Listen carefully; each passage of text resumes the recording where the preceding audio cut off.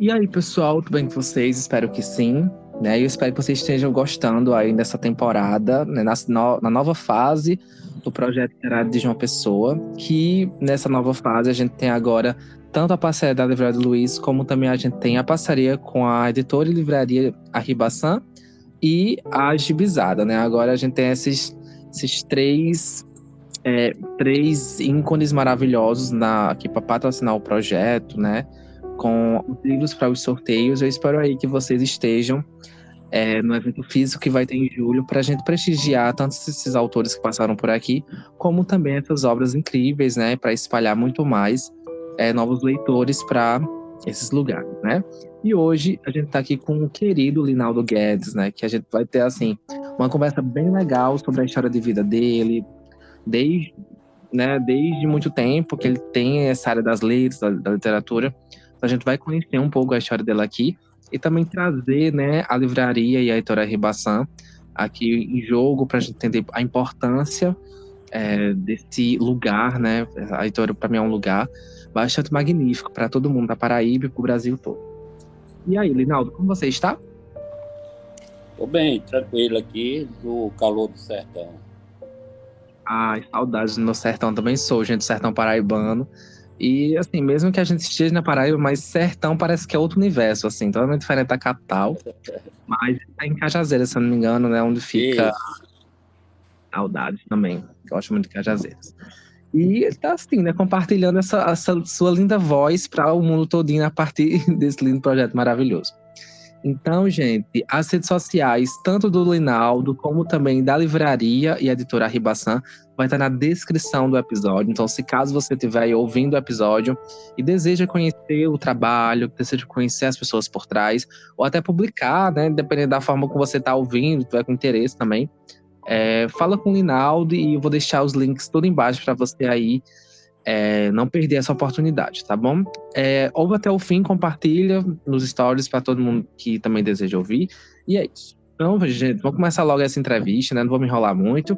E aquela primeira pergunta de praxe, né? Sobre o surgimento desse amor. Só que com o Linaldo vai ser diferente essa pergunta, tá? A pergunta é o seguinte: como surgiu o seu amor pela literatura e pelas letras, né? Porque, gente, o Linaldo é escritor, ele é poeta, ele é editor, ele é jornalista e ele é professor paraibano. Então, assim, né?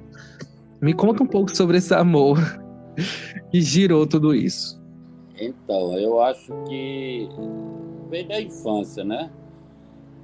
Eu tenho dois irmãos mais velhos que eu que já são jornalistas, né? Eles já eram jornalistas antes de mim. Então, desde pequeno eu lia muito, porque meu irmão mais velho comprava revistas, jornais, livros.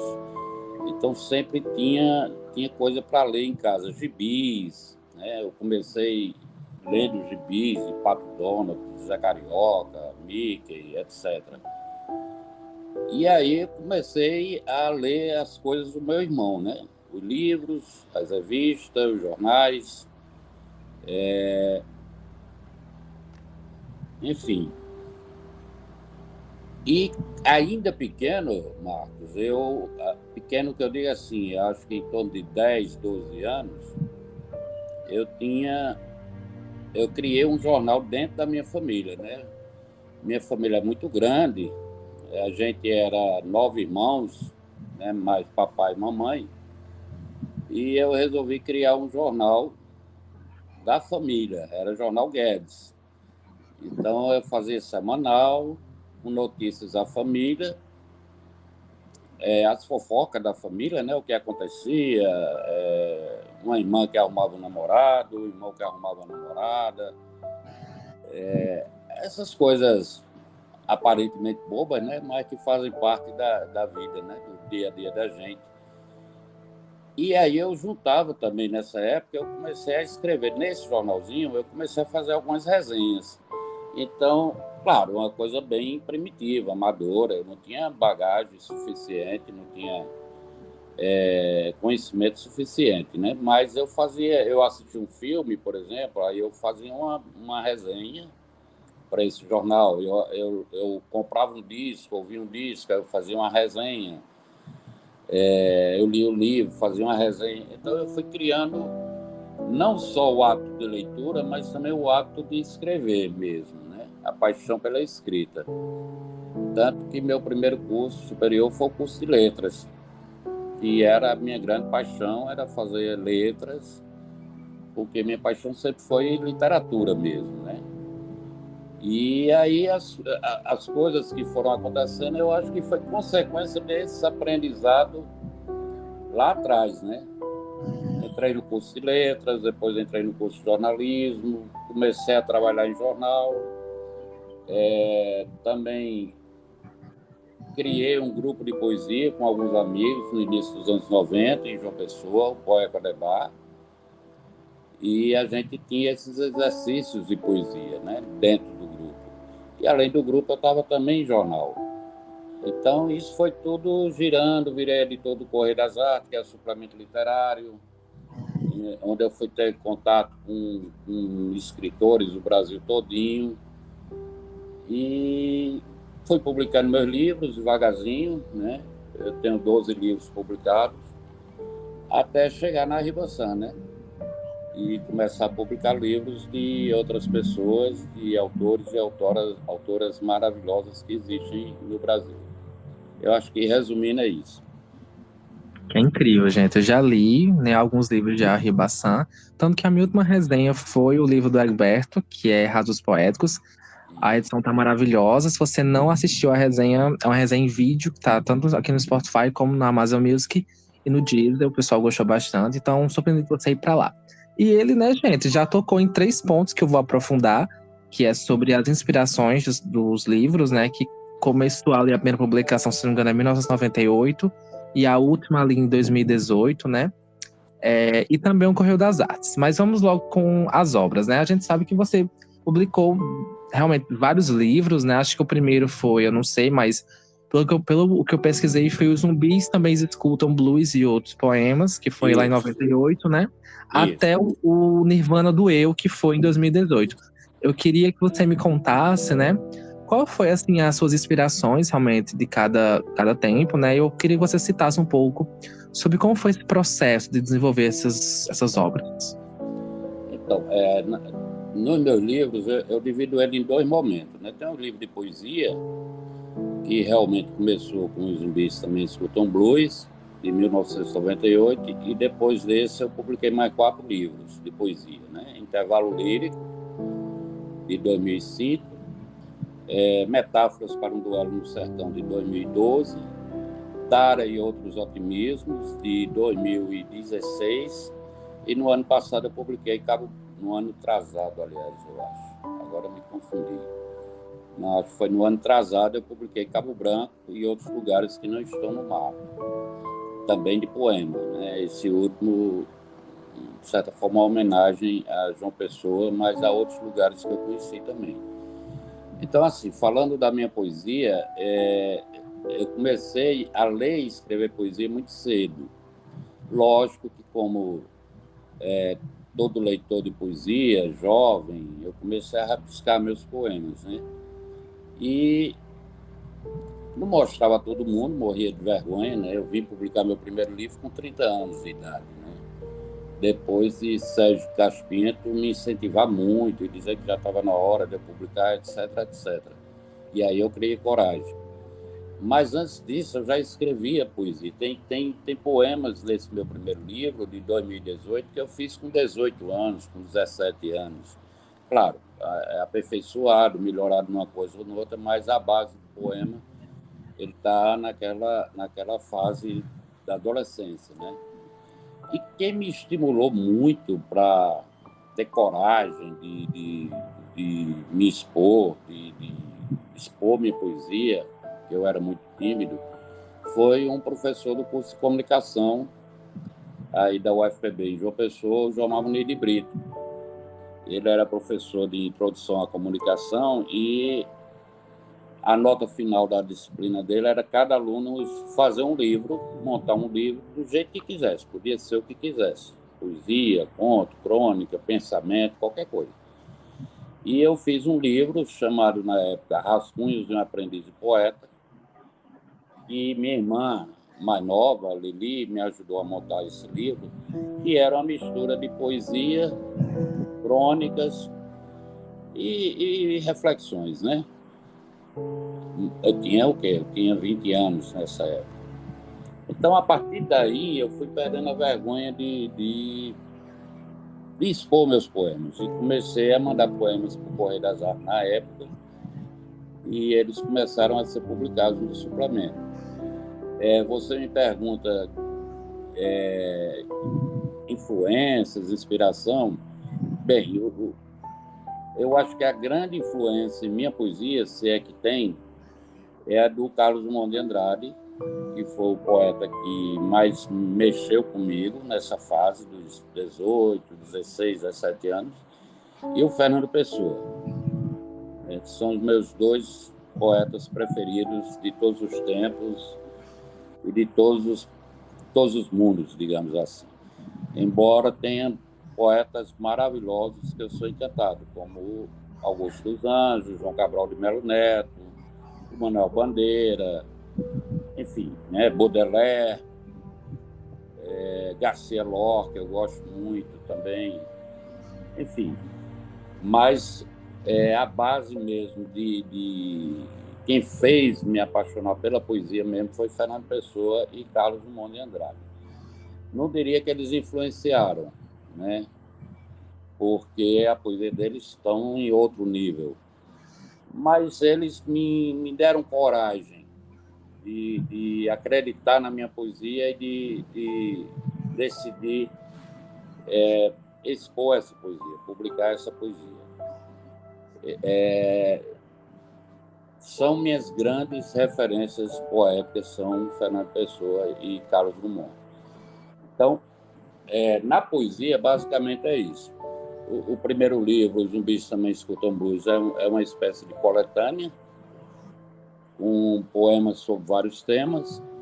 O segundo livro, O Intervalo Lírico, é um livro temático, é sobre uma relação amorosa, com começo, meio, fim e recomeço. É dividido em 4 etapas o livro.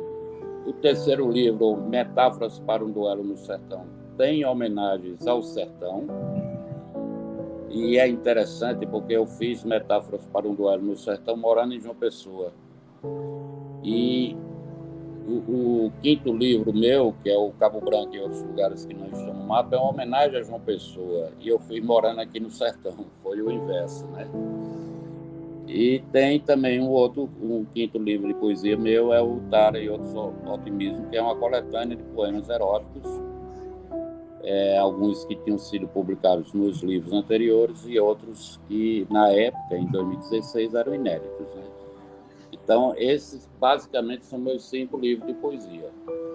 E eu tenho livros em outras áreas, na área de pesquisa, na área de artigos. Eu tenho um livro com artigos chamado Receitas para se tornar um bom escritor, que são artigos sobre diversos assuntos que envolvem o mundo literário. E tenho também, você citou aí o Nirvana do Eu, que foi um livro fruto da minha pesquisa de mestrado sobre as relações entre a poesia de Augusto dos Anjos e o budismo, né? Então, eu acho que, resumindo, basicamente é isso, uma historiada, digamos assim, dos meus livros. Se alguém quiser comprar algum deles, está disponível à venda, assim, na Amazon? Olha, o danado é que é o seguinte, meus livros estão praticamente todos esgotados, né? O último, Cabo Branco e Outros Lugares, a gente tem aqui na Ribaçã, esse eu já publiquei pela Ribaçã. Os outros eu lancei por editoras diversas. Então, os outros de poema, para você ter uma ideia, eu tenho um exemplar de cada em casa. Então, não tem, a não ser, talvez encontre na estante virtual, né, que tem, a estante virtual trabalha com sebos do Brasil todinho, né? E tem gente que comprou o livro, ou ganhou o livro, aí depois, né, bota no sebo, vende. Enfim, no estante virtual eu acho que encontra alguns desses livros, alguns exemplares desses livros. Mas em livraria normal não encontra mais. Todos eles estão esgotados, exceto o Cabo Branco e outros lugares, que está à venda na Ribação, né? Na livraria, na nossa livraria e também no site da editora. Os livros de prosa ainda tem alguns circulando por aí. Aqui mesmo na Ribação eu tenho alguns dos livros de prosa, esse Receita para se tornar um bom escritor. Mas o Nirvana do Eu, por exemplo, eu não tenho um exemplar. Esse foi pior, porque eu simplesmente não guardei nenhum exemplar. E o livro acabou, mas foi publicado. O Nirvana do Eu foi publicado pela editora Ideia de João Pessoa. Possa ser que eles tenham algum exemplar lá ainda, mas eu não tenho. Então tem esse probleminha de localizar. Eu tenho até, já fui provocado por alguns amigos, leitores também, de aproveitar, né, da Ribação e republicar alguns desses livros, né? Principalmente o primeiro, Os Zumbis Também Escutam Blues, né? Mas isso é um projeto, pode ser. Talvez, se eu tiver coragem um dia, eu faço uma antologia reunindo todos os meus livros num livro só, né? Mas vamos ver, isso é um projeto para o futuro. Muito bacana. Mas, gente, eu vou deixar na descrição também do episódio o link do site da Ribação. Aí você tanto procura o tá disponível do Linaldo, como também os outros, né? Já para dar aquele engajado, tanto no site como também os outros autores que publicam na casa. Você também comentou no Correio das Artes. Só comentou que conhece alguns autores, entrou por lá. Mas eu queria que você comentasse mais aprofundadamente como foi essa entrada, como foi esses anos trabalhando por lá. E é isso. Então, Marcos, eu trabalhei 30 anos no Jornal União. Até o ano passado eu ainda era do Jornal União. E eu trabalhei em praticamente todas as funções que existem dentro de um jornal. Editor adjunto, chefe de reportagem, secretário de redação, editor de cultura, editor de política, colunista de política, colunista de cultura, cronista, enfim. E chegou uma época em que eu fui convidado, eu tinha saído da União, estava trabalhando na SECOM do Estado, e fui convidado para voltar para a União, para editar o Caderno de Cultura e o Correio das Artes. Ora, o Correio das Artes era a minha grande paixão. Quando eu fui editor da União, nas vezes que eu fui editor lá, passaram vários editores pelo Correio das Artes, né? E eu era amigo de todos eles, né? Eu me lembro que o Cláudio Limeira, que foi editor, e o Sérgio Castro Pinto, que também foi editor, eles iam lá, na época ainda não tinha computador, não tinha internet, essas coisas. Isso, gente, eu estou falando do início dos anos 90, viu? Não é tão longe assim, não. Mas os jornais, a União ainda não estava nesse mundo virtual na época. Então, o Sérgio Castro Pinto, por exemplo, o Correio na época era mensal, em formato jornal tabloide. E o Sérgio levava o material dele para o Correio das Artes e me entregava. Era um envelope enorme com todos os textos, os artigos, ensaios, poemas, enfim, que estava programado. E ele levava também, lógico, uma bonecazinha de como ele queria aquela edição do jornal, né? Texto tal, página tal, aquela coisa toda. E aí eu pegava esse material e repassava para o digitador, né? Primeiro para ele digitar, depois ia para a revisão, depois mandava para o diagramador, enfim. Seguia todo esse processo até o jornal ficar pronto. Então, eu tinha uma paixão e tinha um cuidado muito grande pelo Correio das Artes. E aí, quando eu recebi esse convite para editar o Caderno de Cultura e também o Correio das Artes, eu sabia que ia ficar pesado para mim. Mas eu topei o desafio por conta dessa paixão. E aí, o Correio das Artes, a primeira coisa que a gente fez, que eu fiz enquanto editor lá, foi mudar digamos, mudar a linha editorial do suplemento. O Correio das Artes, até então, por exemplo, ele saía uma vez por mês, mas com resenhas, ensaios e poemas, contos ou crônicas. A capa geralmente era o que a gente chama de uma capa fria, né? Os editores eles pegavam a arte de algum artista plástico, tipo Fábio Tavares, Clóvis Júnior, enfim, aí colocava na capa e dentro esses textos, né? Que não tinham qualquer relação com a capa. Então, a primeira coisa que eu decidi quando assumi a editoria foi dar capas para autores da Paraíba. Aliás, para autores contemporâneos, não necessariamente só da Paraíba, para autores contemporâneos, autores que estavam vivos. Eu me lembro que o primeiro, inclusive, foi Políbio Alves. Então, o que é que eu fazia? Eu entrevistava um autor desse e o Correio das Artes, naquele mês, ia ser a capa, era uma foto de Políbio e dentro uma entrevista de 2, 3 páginas com Políbio Alves, além dos outros textos de resenhas, de ensaios, de poemas de outros autores. Mas o principal era a matéria de capa, era uma entrevista. Então, eu fui fazendo isso, né? E fui fazendo entrevista com vários nomes da literatura paraibana e nacional. O Sérgio Castro Pinto, Flávio Tavares, eu entrevistei escritores de São Paulo, Frederico Barbosa, Cláudio Daniel, enfim, Afonso Romano Santana, do Rio de Janeiro. Então, cada edição era uma capa para um autor desse, né? E, na época, aí eu trouxe o Aster Basílio, de Campina Grande, que ficou como uma espécie de adjunto meu, né? Então, a gente começou a trabalhar isso muito bem. E outra coisa que a gente conseguiu na época foi mudar o formato do Correio das Artes. Como eu disse, ele saía em formato tabloide, papel jornal, e eu coloquei ele em formato revista, que é o que está até hoje, né?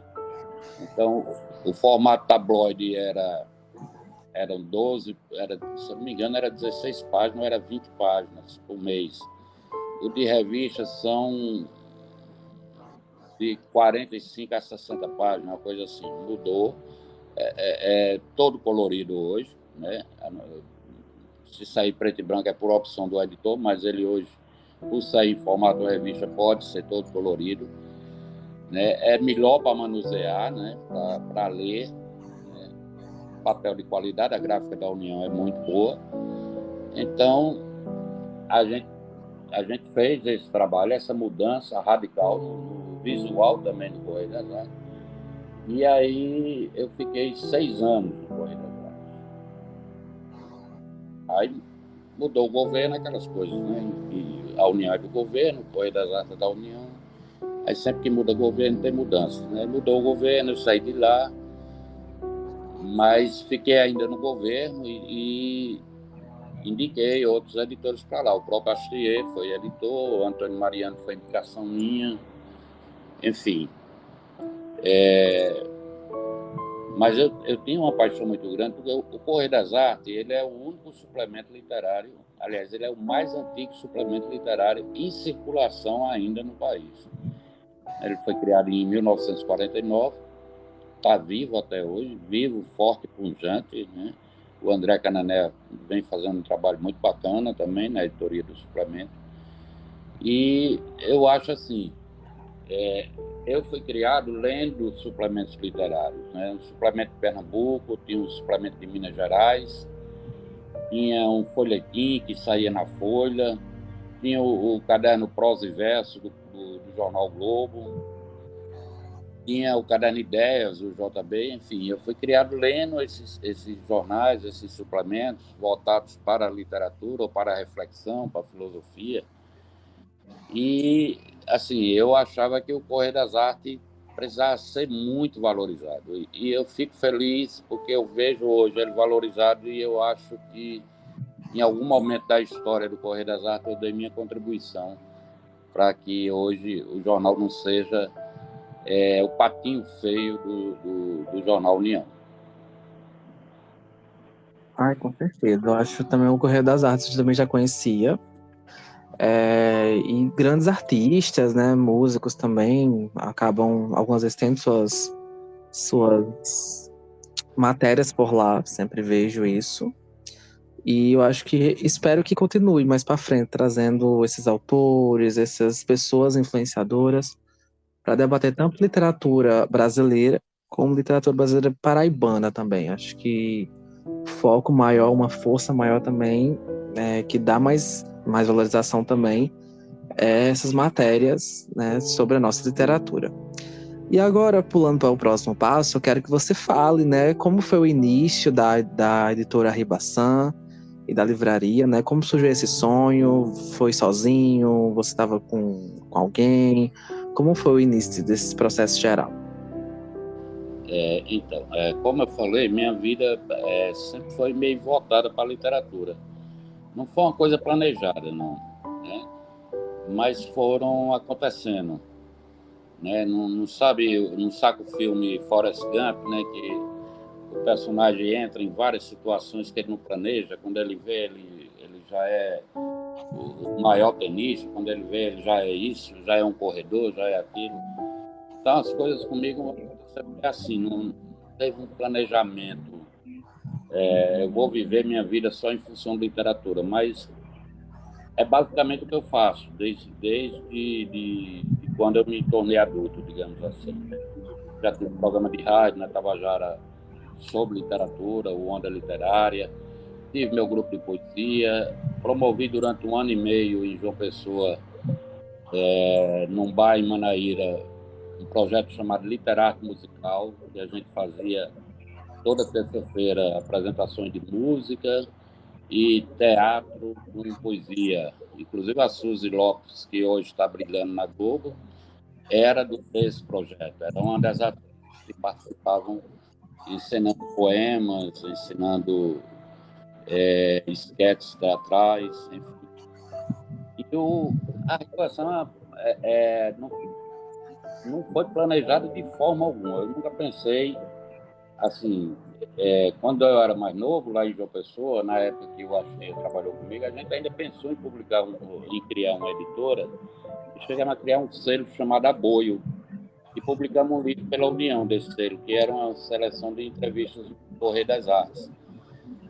Mas parou ali, né? Depois a Axê saiu, foi para outros jornais, a gente foi se afastando mais, e era jovem, né? Não tinha muita determinação para investir nisso, até porque estar livre é muito caro, e as pessoas às vezes não têm consciência, né? As pessoas às vezes chegam de, mas aquela editora, por que é que não publica meu livro? Bom, livro é caro e alguém tem que pagar de alguma forma, né?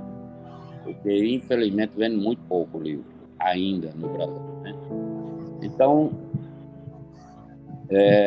eu não pensava em editora de forma alguma para fazer aqui em Cajazeiras. Eu voltei para cá, morei 40 anos em João Pessoa, voltei para cá em 2017, em dezembro de 2017, por causa da minha mãe. Eu estava morando com minha mãe e ela resolveu voltar para cá, com 2 irmãs minhas, e eu resolvi voltar também. Eu digo, eu vou. Eu saí de Cajazeira pequeno, saí daqui com 10 anos. Eu vou. Eu acho que tem alguma coisa. Até comentei isso. Eu me lembro uma vez, eu estava no Bar Baiano, em João Pessoa, aí tomando uma cerveja com o Antônio Mariano, com o poeta, e ele questionando, rapaz, tu vai fazer o quê em Cajazeira? Ali é o fim do mundo, não sei o quê, não sei o quê. Mariana, eu não sei. Eu sinto que tem alguma coisa me chamando para lá, como se eu tivesse uma missão lá para fazer. Eu não acredito nessa história de missão, não. Pode não existir, mas eu sinto alguma coisa me chamando para Cajazeiras. E aí eu vim, né? E, lógico, né? A gente tem que sobreviver financeiramente de alguma forma, né? E eu comecei a me agoniar aqui em Cajazeiras e pensando, conheci o Lenilson Oliveira, que eu conhecia só pela internet, que é poeta também, jornalista também, mora aqui em Cajazeiras. E a gente saía para tomar uma cervejinha, para conversar, e ele sempre perguntava, não, tu vai ficar morando aqui? Eu digo, rapaz, eu tenho que arrumar alguma coisa aqui, senão eu vou ter que voltar para uma pessoa, por uma questão de sobrevivência. E aí, conversa vai, conversa vem, surgiu a ideia de uma editora. Vamos fazer? Vamos, não vamos? E ficamos, né, conversando, mas não botava a ideia adiante, né? Até que um dia, no mês de agosto de 2018, a gente voltou essa conversa num barzinho daqui, e aí eu me virei para ela e disse, pronto, vamos fazer. Levanta aí o que a gente precisa, de curso, comercial, para abrir uma empresa, tudo. Né? E eu vou levantar do ponto de vista da edição, o que é que precisa, o que é que não precisa, e tal, aquela coisa toda. E aí a gente decidiu, vamos fazer a editora. E aí escolhemos o nome, a Ribaçan. A gente pensou em vários nomes, mas paramos em a Ribaçan, porque a gente queria um nome que tivesse um simbolismo forte com o sertão, e a Ribaçan é uma ave muito tradicional aqui no sertão, embora não seja do sertão, né? Ela vem da África. Mas, enfim, aí a gente decidiu, e um dia, assim, semanalmente, sem combinar com o Lenilson, que é meu sócio, né? Hoje, aí eu simplesmente botei no meu Facebook que estava sendo criada a editora Ribaçan. E aí foi uma loucura, né? Porque muita gente curtiu, muita gente comentou, escritores do Brasil todinho, a Valéria Rezende, o Sérgio Caspinho, escritores de São Paulo, do Rio, tal, que eu tenho contato com esse povo tudinho. Aí comentaram e tal, dando os parabéns, aquela coisa toda, desejando sucesso. E aí, no dia seguinte, ou 2 dias depois, eu recebi uma ligação do Políbio Alves, perguntando se era sério, se era verdade, e o lance da editora, eu disse que sim. Ele disse, pois eu quero publicar um livro com você. E mandou um livro de poema dele, inédito, que ele tinha, chamado Acendedor de Relâmpago. Foi o primeiro livro que a gente publicou na Ribaçan. Isso em 2018. E a partir daí vieram outros e outros, e está comemorando esse ano 6 anos da Ribaçan, em setembro, e a gente já tem mais de 120 títulos publicados. Eu acho muito legal as obras. Uma que eu sou muito apaixonado, acho uma antologia que tem os autores paraibanos, aí tem Maria Valéria Rezende, tem Tiago Germano. Essas antologias, assim, alguém dá ideia para acontecer? Ou tu pensa e convida os autores? Então, funciona assim. Todo início de ano, final de ano, mais ou menos dezembro, eu começo a pensar em coisas para o ano que vem, para o ano seguinte, né? Então, eu penso em projetos, penso em autores, né, que a gente quer publicar, enfim. E o André Ricardo Aguiar, muito amigo meu, a gente teve algumas parcerias quando eu morei em João Pessoa. E aí eu conversei com o André e perguntei a ele se ele tinha algum projeto, se ele quisesse para a gente encampar. E aí ele veio com a ideia de um livro, de uma coletânea de contos fantásticos com apenas autores paraibanos. E foi o que a gente fez, né? É a antologia Casa Encantada, que tem esses autores que você falou, a Valéria, tem o Tiago Germano, tem o André, que foi o organizador, mas tem muitos outros nomes, tem Braulio Tavares, tem Aldo Lopes, tem o próprio Egberto Vital, que você citou, tá nessa coletânea. Enfim, então a gente funciona o seguinte, a editora, a Ribaçan é uma editora pequena. Então a gente trabalha com 3 tipos de planejamento. Um é o orçamento, o autor nos procura, a gente levanta o orçamento e aí a gente vê como é que viabiliza o livro. Porque nós não temos gráficas, então a gente não tem condições de pagar uma gráfica, né? Então, o autor também tem que ter essa coisa. Em outra situação, a gente aposta mesmo. Aí são apostas da Ribaçan. Essa coletânea, Casa Encantada, de Contos Fantásticos, foi uma aposta. Como a gente também fez uma aposta nesse mesmo ano, foi o Cordel do Encanto Feminino, que é uma coletânea com cordéis, poemas no estilo do cordel, feito por mulheres, né? só para mulheres. Então, aí tem algumas coisas que são apostas da editora. Por exemplo, nesse momento, semana passada, a gente colocou na gráfica o livro Eu, mais os poemas anteriores, que é a republicação do primeiro livro de Mayakovsky, que foi uma proposta do Astier. Astier Basile, hoje mora na Rússia, mas esses dias ele está aqui, que ele está passando férias aqui no Brasil, e ele, muito amigo, a gente é muito amigo, ele disse: não, eu tenho uma ideia de um livro, se você tiver coragem de encapar. Qual a ideia? Não, a ideia é a gente publicar a tradução com notas e comentários do primeiro livro de Mayakovsky, o grande poeta russo, chamado de poeta da Revolução, enfim. E aí eu topei de cara, né? E a gente não só está publicando o livro com a tradução e as notas e comentários da Astier, mas a gente está republicando dentro dessa publicação o livro como saiu em 1912, com as ilustrações do próprio Mayakovsky, tudinho. A gente está publicando do mesmo jeitinho que o livro saiu em 1912 na Rússia, e além disso, lógico, os poemas em russo, os poemas traduzidos para o Brasil, e as notas e os comentários de Astier. Aí você pergunta, e como se viabiliza isso? Bom, aí a gente faz, geralmente, que a maioria das editoras pequenas vem fazendo isso hoje, a gente faz uma campanha de pré-venda no site da editora, e a gente estabelece uma meta para atingir pelo menos o valor da gráfica, para a gente pagar a gráfica, e o resto, se der para entrar dinheiro, ótimo. Se não der, valeu. É um grande livro, um livro maravilhoso. A gente pagou a gráfica, não está devendo a ninguém. Deu para pagar o diagramador, o capista. Está tudo em ordem. Então, tá bom demais, sem problema nenhum. Então, é mais ou menos assim que funciona, né? A gente está aberto a propostas de qualquer autor, de qualquer autora, a ideias, né? Eu estou pensando numa coletânea sobre, sei lá, sobre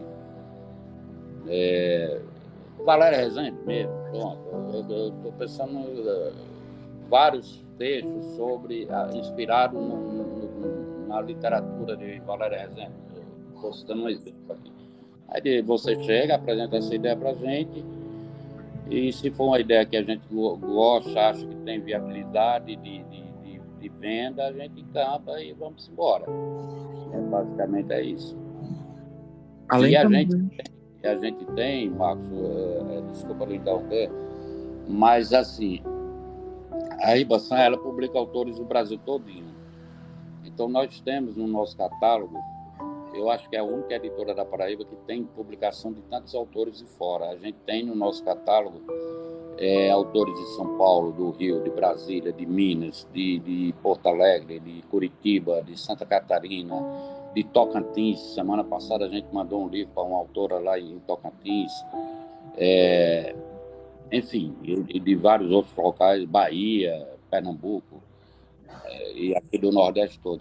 E a gente também tem publicado vários livros de autores aqui da região, o que eu acho muito bom, porque a gente estimula os autores da região que estão longe de João Pessoa, né, do grande centro da Paraíba, que é João Pessoa, tem seus poemas, rabisca seus poemas, suas crônicas, seus contos, mas não tem contato com editoras. Então, a gente aqui, a gente tem publicado vários autores e autoras aqui da região, e isso, para mim, é uma coisa maravilhosa. Eu ia comentar um pouco sobre os concursos que vocês abrem, realmente o edital, né, para publicação.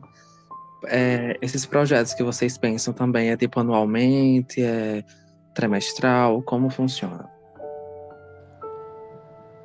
A gente criou o concurso de poesia foi em 2020. Qual era a ideia do concurso? A ideia é basicamente trazer de volta o tipo de concurso que tinha antigamente, que é o concurso de você escrever seu livro com pseudônimo, o jurado não vai saber de quem é aquele livro, e escrever originais, livros inéditos, né?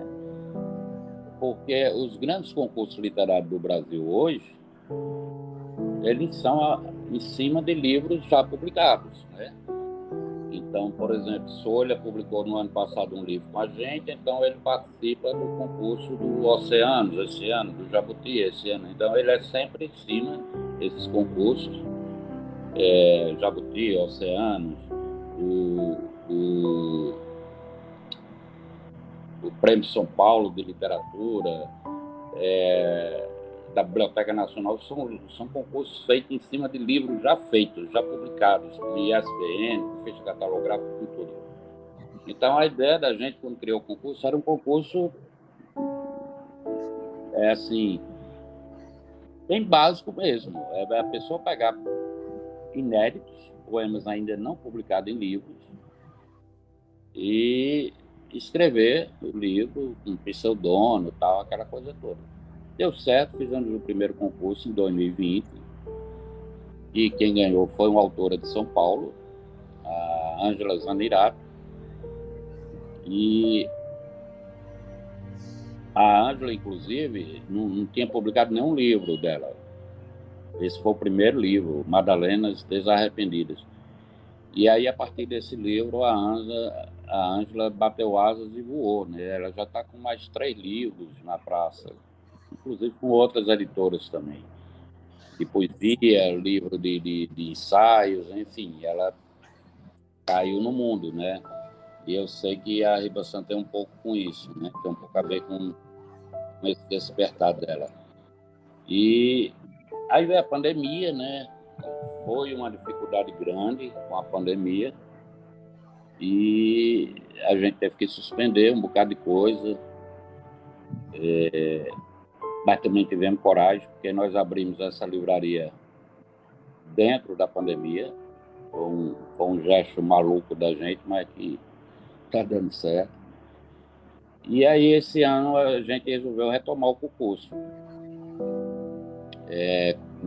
O concurso de poesia, já foram encerradas as inscrições, a gente já repassou para a comissão julgadora todos os livros que estão inscritos, possivelmente até o início de julho, ou antes do final de julho, a gente deve divulgar o resultado, e o vencedor vai ganhar o livro impresso e também em e-book, e o segundo e terceiro colocado ganham o livro apenas em e-book. A gente não tem um projeto fixo assim, mas a ideia da gente é fazer esse concurso pelo menos de 2 em 2 anos. Então, a gente está fazendo agora em 2024, aí no ano que vem não teria concurso, em 2026 a gente votaria, e assim sucessivamente. É uma ideia, né? Mas a gente pode mudar, não tem uma coisa fechada. A única coisa fechada é que a gente quer continuar fazendo concursos, porque estimula novos autores, e valoriza autores como a Ângela, que ganhou o primeiro concurso, que já era poeta, né, e tal, mas não tinha livro publicado. Então ela perdeu o medo e caiu em campo depois de ganhar o concurso com a gente, porque o concurso tem muito isso. O concurso, quando a gente faz um concurso, não é nem para ganhar status. Em alguns casos, eu conheço muita gente assim, o concurso literário, quando você ganha, quando você participa e ganha, é para você se sentir capaz de voar. Eu acho que é basicamente isso. Agora, é claro, junto com o concurso, vem o status, em alguns concursos tem uma premiação em dinheiro muito boa.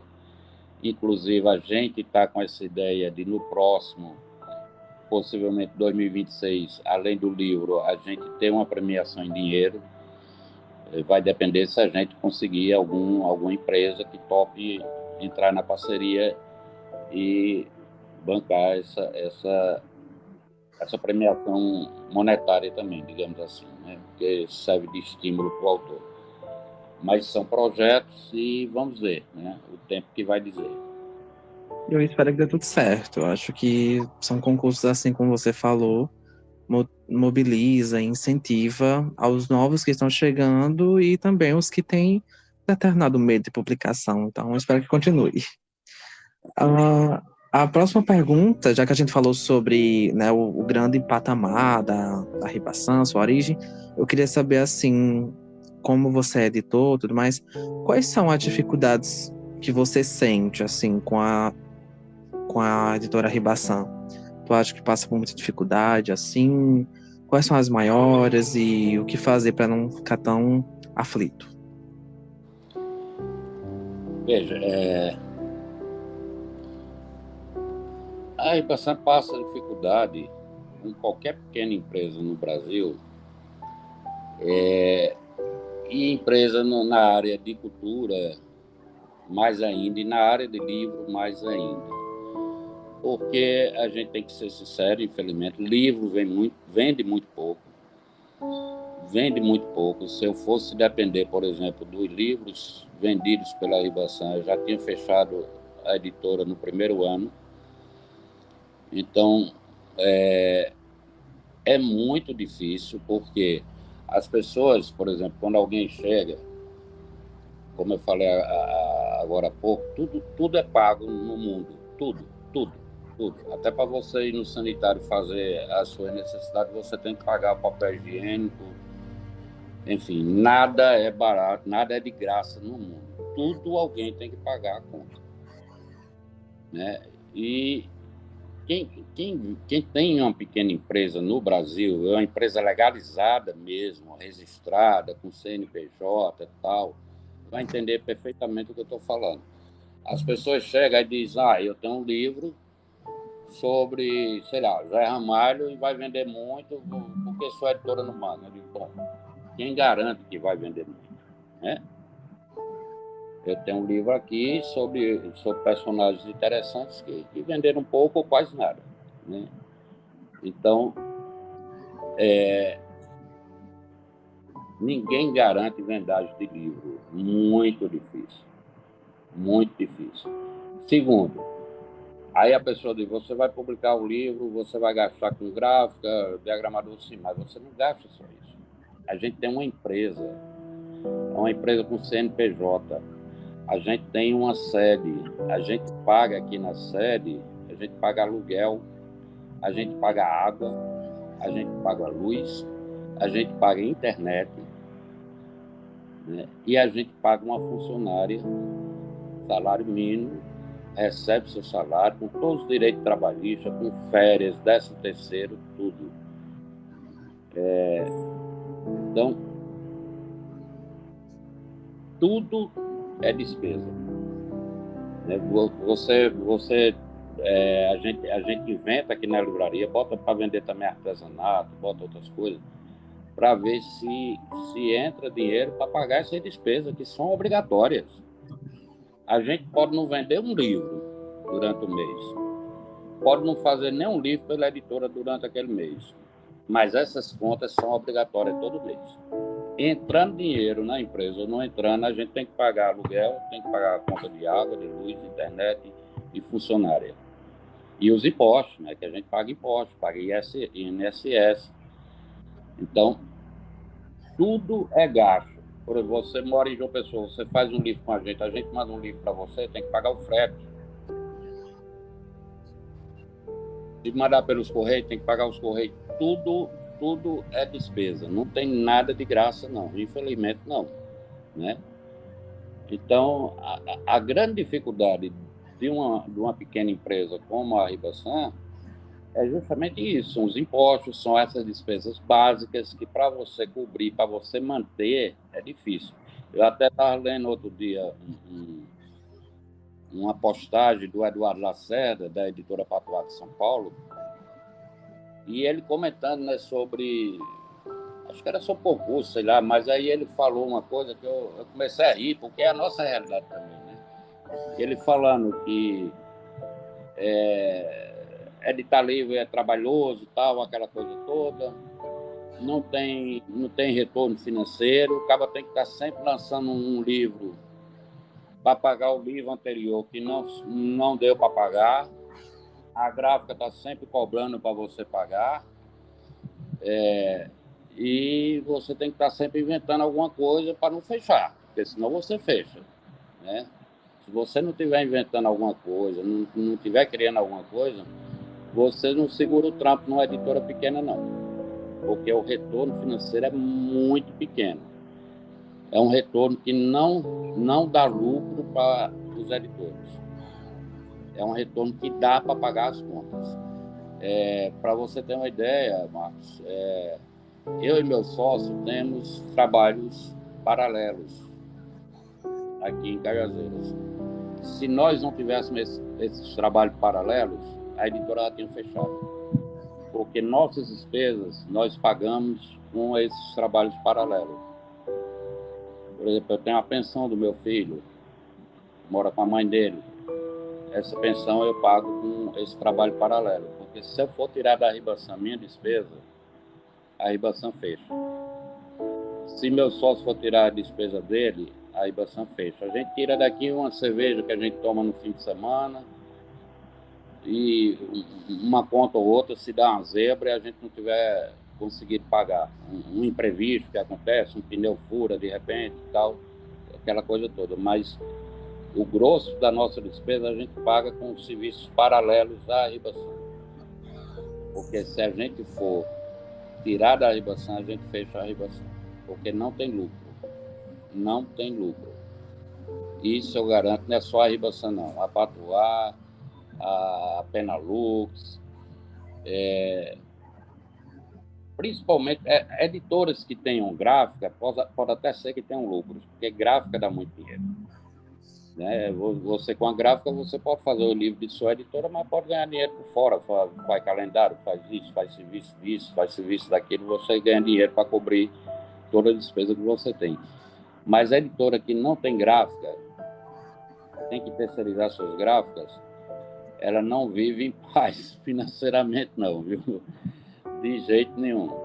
Mas é uma coisa que a gente gosta de fazer, já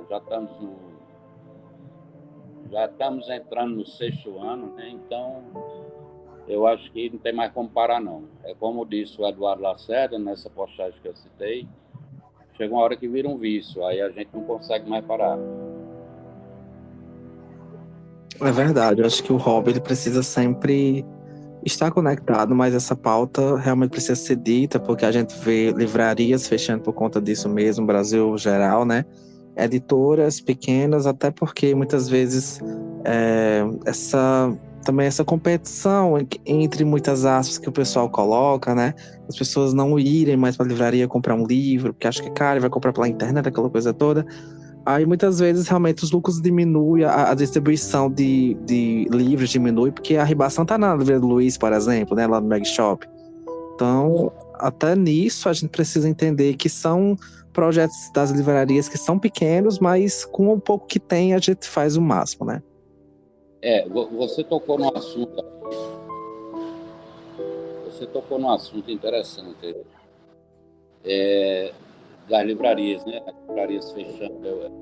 Quando fechou a grande livraria agora, recentemente, acho que no ano passado, e nas redes sociais todo mundo se lamentando e tal, mas qual daquelas pessoas que estavam se lamentando iam nas livrarias comprar livros?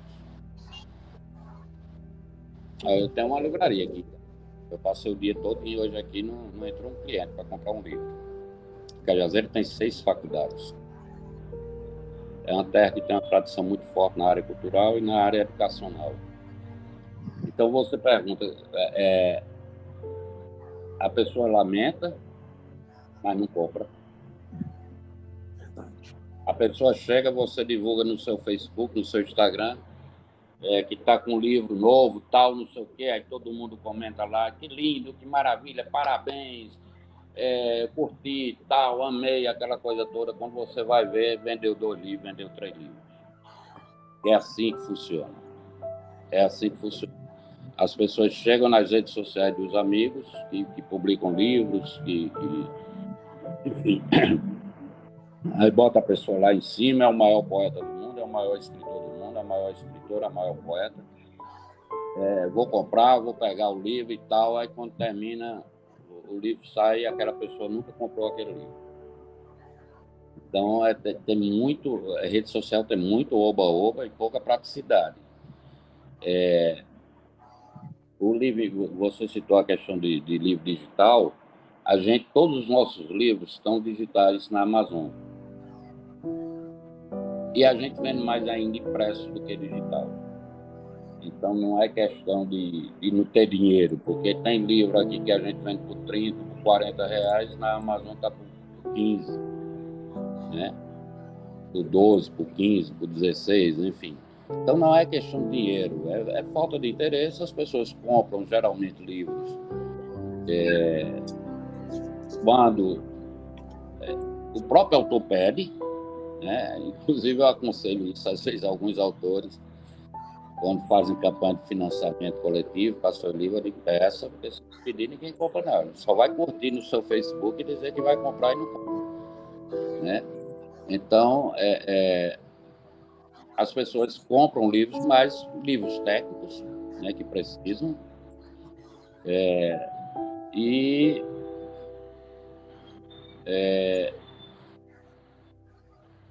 livros, claro, de best-seller, né? Aí saiu o novo de Chico Buarque, o novo de não sei quem e tal, aí virou best-seller, todo mundo comenta, aí a pessoa compra para dizer que comprou o livro, que é o livro da moda e tal, aquela coisa toda.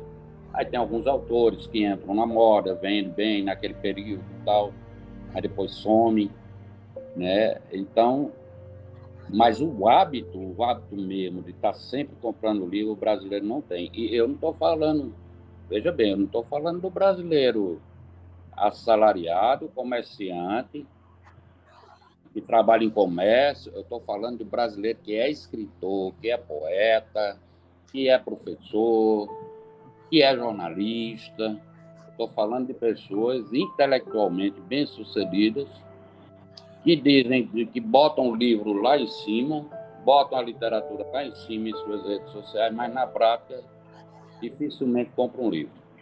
E quando compra, como eu disse, são esse livro da moda, que é para quando chegar alguém, eu li o livro de Itamar, que ganhou o Jabuti, eu li o Valéria, porque ganhou o Jabuti, eu li o livro de Valéria Rezende e tal. Aí a pessoa tem orgulho de botar na sua estante em casa, bota uma foto, bota na sua rede social e tal, aquela coisa toda. E quantos livros não são lançados diariamente no Brasil? Livros de qualidade, em todas as áreas, infantil, livros de história, poesia, conto, romance, acadêmicos, enfim, livros técnicos. Quantos livros são lançados no Brasil diariamente por várias editoras, e livros que praticamente ficam no anonimato porque ninguém compra. Exatamente. Exatamente isso. Eu sei que muitos não gostam de ouvir isso, mas eu já percebi um pouco enquanto jornalista, porque eu via poucos amigos jornalistas que liam realmente, que compravam livros para ler, né? E depois que montei essa editora com o Lenilson, com meu sócio, e a gente montou a livraria, aí foi que eu tirei a prova dos novos, que realmente o brasileiro lê muito pouco. E não é por falta de cultura, não. É falta de interesse mesmo. É falta de interesse até de valorizar seus próprios amigos, sabe? A gente lança coletâneas aqui que às vezes nem os autores compram um livro que tem um poema ou um conto dele. Nem os autores compram. Ora, como é que eu vou querer você compra um livro meu, um livro que tem um conto meu, se nem eu compro aquele livro? Né? É uma coisa bem estranha, né? Então, assim, é um povo que se amarra para gastar 30 reais, 40, 50 num livro, mas não tem pena de gastar com outras coisas. Né? Não vou citar, cada um tem suas preferências. Mas se você tirasse todo mês para comprar um livro, pelo menos um exemplar, já aumentava muito a quantidade de livros vendidos no Brasil. Super concordo, Linaldo. Foi dito e feito. Eu acho que até no projeto em si, quando as pessoas, algumas, né? Estava conversando com o Cibele hoje sobre isso.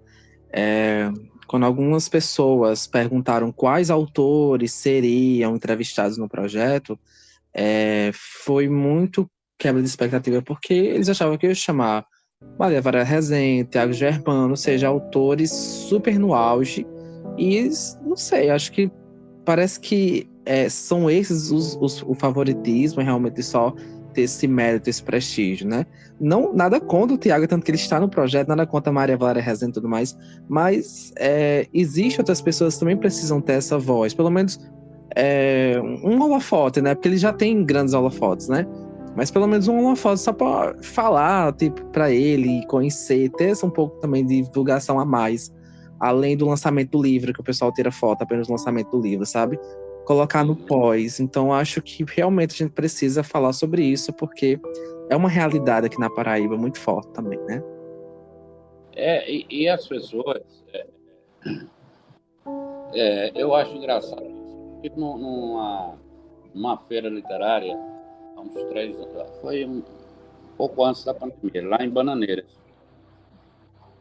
E teve uma pessoa, eu estava numa mesa com outros editores daqui da Paraíba, né? Estava Juca Pontes, estava o Magno da Ideia, tinha na NH6 pela União, pela EPC, enfim, a Débora Gil pela Escaleras. E aí teve alguém que perguntou, né? Veio com essa história, né? De que por que a editora da Paraíba não publica autores da Paraíba? Aí passaram o microfone para mim, eu disse, a gente publica. Agora, alguém tem que pagar a conta, né? Porque livro custa caro. Você pega um livro de 100, você pega um livro de 100 e poucas páginas com 100 exemplares, você bota na gráfica, só da gráfica é quase R$ 4.000. Aí a editora ainda tem que pagar diagramador, que é um trabalho artístico, né? Capista, que é um trabalho artístico também. E ainda tem ISBN, ficha catalogada, você tem que pagar isso tudo, pagar a gráfica. Aí quando você joga o orçamento, a pessoa diz, não, essa editora está enricando. Enricando como? Se você cobra um orçamento de 5 mil no livro, desses 5 mil, o da editora mesmo é R$ 500 no máximo. Porque o resto é da gráfica, pagar capista, pagar diagramador, pagar ISBN, ficha catalográfica. Então, é uma ilusão você pensar assim. Eu fui uma vez em João Pessoa e estava conversando na livraria do Luiz, um escritor antigo aí de João Pessoa, um jornalista também, figura, gente boa, maravilhosa, mas ele disse, olha, eu tenho uma ideia de um livro sobre fulano e tal, uma biografia sobre fulano e tal, dá para fazer 500 exemplares. Eu fiquei olhando assim para ele. Ele não disse nada. Eu disse, não, vou ver, a gente vai conversando, eu vou voltar para o sertão e a gente vai... Mas um livro vender 500 exemplares num lançamento aqui na Paraíba é praticamente um sonho. É muito difícil, viu? É muito difícil. Mesmo o Sérgio Cacho Pinto, que lota no lançamento dele, a Valéria, não chega a vender 500 exemplares no lançamento de jeito nenhum. Praticamente impossível. Então, assim, as pessoas viajam muito. Não, eu sou escritor assim, essa. Não tem nada de glamour. O escritor não ganha dinheiro, a não ser que tenha numa companhia da letra, numa grande escritora com um contrato milionário e etc, etc. Mas escritor no Brasil ganha pouco mesmo. Aliás, quase não ganha, né? Às vezes, no máximo, ele consegue dinheiro para pagar as despesas com aquele livro. Mas é uma coisa que a gente gosta, é a nossa cachaça, como se diz, é a nossa paixão. Só não tem a ilusão de que os livros são vendidos, eu vou fazer esse livro com você, você vai ganhar dinheiro com esse livro. Não. Eu tenho um livro aqui publicado há 5 anos atrás que não vendeu um exemplar ainda. Então, não ganha, ninguém ganha dinheiro vendendo livros no Brasil, pequenas editoras, pequenas livrarias. Não ganha. Pode ganhar grandes livrarias, grandes editoras.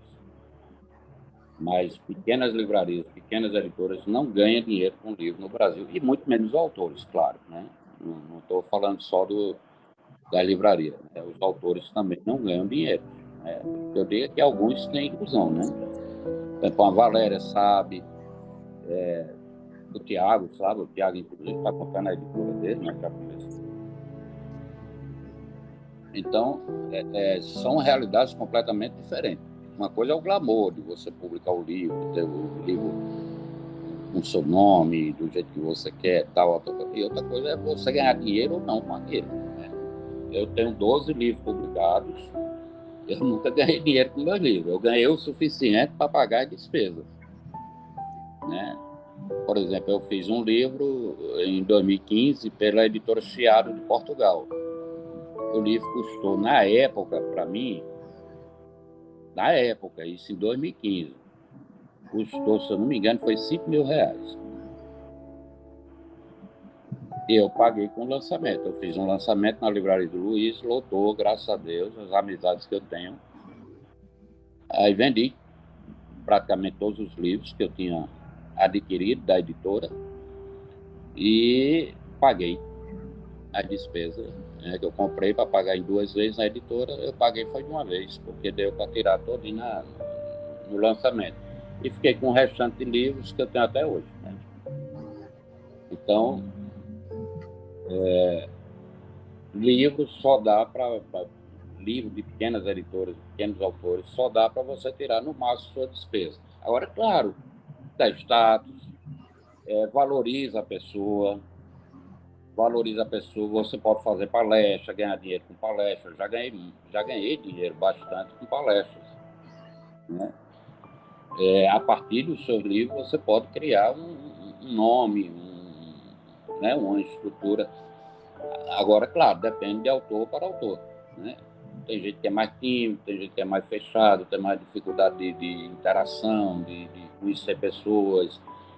Então, as pessoas lançam um livro e some, desaparece, as pessoas nem se lembram. E outros não, publica um livro e vai atrás, divulga, vai em jornal, rádio, TV, não sei o quê, enfim. Porque o autor, ele também hoje, o autor que publica, principalmente por pequenas editoras, ele é um pouco também assessor de imprensa dele mesmo, né? Ele que vai, dependendo das relações de amizade que ele tiver, ele vai numa TV, vai num programa de rádio, vai num jornal divulgar aquele trabalho, enfim, né? Mas é difícil, é difícil. É prazeroso, porque a gente faz o que gosta. É como jornalismo, né? Ninguém ganha dinheiro com jornalismo aqui na Paraíba, mas a gente gosta, né? A gente ganha o suficiente para pagar as contas. Mas é uma coisa que a gente gosta, a gente vai fazendo, enfim, né? Se tem uma coisa boa na vida é você trabalhar com aquilo que você gosta. Porque você rende mais, né? Quando você faz o que você gosta, você rende mais. Com certeza. E chegando na parte 3, né, e a última parte é sobre o projeto em geral, eu queria saber, né, a penúltima pergunta, quais são as suas expectativas para a segunda temporada do Projeto Literário da Paraíba? Olha, eu acho que qualquer tipo de projeto que tenha literatura como base ou como alvo, ele tem tudo para dar certo. Vocês têm um trabalho que vocês... É impressionante a quantidade de pessoas que participam e comentam e interagem com vocês nesse trabalho fantástico que vocês fazem. Então, assim, não é fácil fazer um trabalho voltado para a literatura, voltado para a arte, para a cultura de uma forma geral. A cultura no Brasil vai ser sempre um patinho feio. Você vê que quando um artista recebe um financiamento de uma lei Rouanet, o mundo se acaba. É como se estivesse roubando dinheiro, quando aquilo é um edital público que você se inscreve, aprova ou não aprova. Por quê? Porque existe no Brasil um preconceito horrível com artistas, né? Artistas, escritores de uma forma geral. As pessoas não respeitam a arte no Brasil. não valorizam a arte. Então, qualquer projeto voltado para o segmento artístico e cultural e literário, ele é muito válido, sabe? E vocês fazem uma coisa que eu acho fantástica, que se eu tivesse aqui na Ribaçã dinheiro para a gente ter uma estrutura maior, a gente faria algo parecido, que é vocês adaptarem essa paixão pela cultura que vocês têm às novas tecnologias digitais, né, redes sociais, podcast, Spotify, enfim. Isso é um trabalho fantástico, porque a geração de hoje está toda nesse nicho. Sabe? É como meu irmão disse que o filho dele, ele tem 2 filhos, aí veio meu irmão, estava no Facebook, aí o filho dele chega, pai, ninguém usa mais Facebook, não. É Instagram, tal, não sei o quê.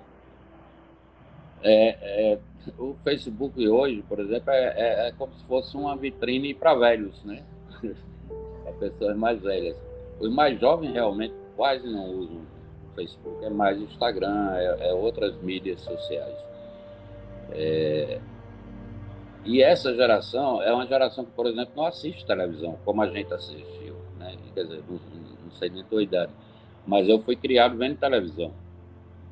Então, o grande bambambam meu, da minha época, era a televisão. E era a televisão convencional. Os canais que hoje chamam, como é que chama? Canais convencionais, né? Não sei, é Globo, SBT, Bandeirante, né, e tal. Depois é que vieram aqueles canais de filmes e não sei o quê, aí você tem que pagar o pacote para adquirir e tal, aquela coisa toda. Mas na minha época não existia isso, não, nem pagando tinha. Então eram esses canais abertos mesmo. Eu fui criado vendo isso, né? Então a geração de hoje não vê TV. Essa geração mais nova não vê quase nada em TV. Talvez um jogo de futebol, filme não assiste no TV, tem Netflix, tem os canais de streaming, enfim. Praticamente ninguém vê TV. Essa televisão convencional que a gente foi criado vendo, né? Então praticamente ninguém vê. Ninguém vê TV, ninguém escuta rádio, a rádio muito menos, né? Então, assim, o trabalho de vocês é fantástico.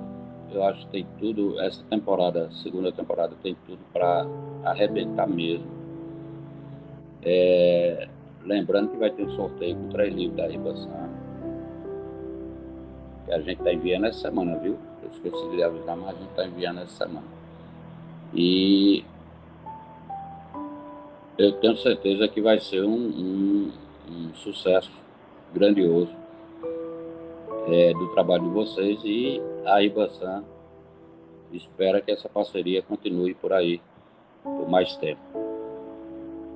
Ótimo, gente. E para um complemento antes de ir para a última pergunta, o evento físico vai ser em julho, então os livros serão para lá, né, junto com todos os parceiros e os autores e os amigos dos autores. A gente espera que o segundo evento físico também tenha a mesma energia do primeiro, todo mundo comprando os livros dos autores, com fotografia, todo mundo conversando literatura, professores universitários, os universitários da UFPB indo também prestigiar os autores paraibanos. Então a gente espera muito que também tenha essa mesma sincronia na segunda fase. Então o evento físico vai ser lá no Mega Shop, na Livraria do Luiz, em julho. Então, quando você estiver ouvindo esse episódio, já vai ter lançado a data do evento, tá?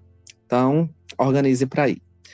E a última pergunta é a pergunta final, né, que finaliza a segunda temporada, que é um jogo, né, um crime, que a gente sabe que uma autora foi assassinada e tem 12 suspeitos que serão os 12 autores entrevistados nessa nova fase, e no evento físico a gente vai descobrir quem é o assassino. Então a gente tem o organizador da festa, a jornalista, o agente literário, a melhor amiga, o esposo, a advogada, a fã número 1, o ex, a psicóloga, o amante, o irmão e o professor. Qual desses tu acha que matou a autora? Assim, no achismo, eu acho que é tal. Que matou quem? A autora da história em geral. Né? A professora. Professor. Então, talvez Expedito Ferraz, professor de literatura da Universidade Federal da Paraíba, tenha assassinado. Ó, gente, os mais citados por vocês foi Tiago Germano, que é o agente literário da autora, né? Thalita Lucena, que é a psicóloga. A fã número 1, que é a Jéssica, da Livraria do Luiz. E a outra é quem, que eu já esqueci. E... ah, meu Deus, é 4, os mais suspeitos. E é o irmão, que é o Léo Barbosa, né? Que é um professor hoje, mas também é um autor. Publicou, acho que é Desalma, eu acho, o nome do livro dele, uma coisa assim. Não, Atemporal, eu troquei, Atemporal, se não me engano, é um livro maravilhoso. Então, esses 4 são os mais atingidos. E um voto agora pro professor, que é o Expedito Ferraz. Eu não vou dizer a pessoa, obviamente, quando esse episódio for ao ar, vai sair o conteúdo extra, que vai ser no início, a minha voz, citando um pouco da narrativa com efeitos especiais, né, para dar um suspense. Você já deve ter ouvido quando estiver ouvindo a minha voz agora. Então você já tá sabendo mais ou menos como tá sendo essa história, né? Obviamente, vai ser uma temporada muito mais trabalhada, com efeitos, com fotografias, então vai ser muito mais bonita que a primeira. Eu espero você lá no evento físico, na Livraria do Luiz, no mês de julho. Que quando eu falei, quando tiver lançado, também vai ser lançada a data do evento físico que vai ser lá na livraria. Então, gente, finalizando a entrevista, eu agradeço muito ao Linaldo por essa parceria. Eu espero muito também que a gente cresça em outros projetos também para favorecer essa literatura. E, assim, eu estou muito ansioso.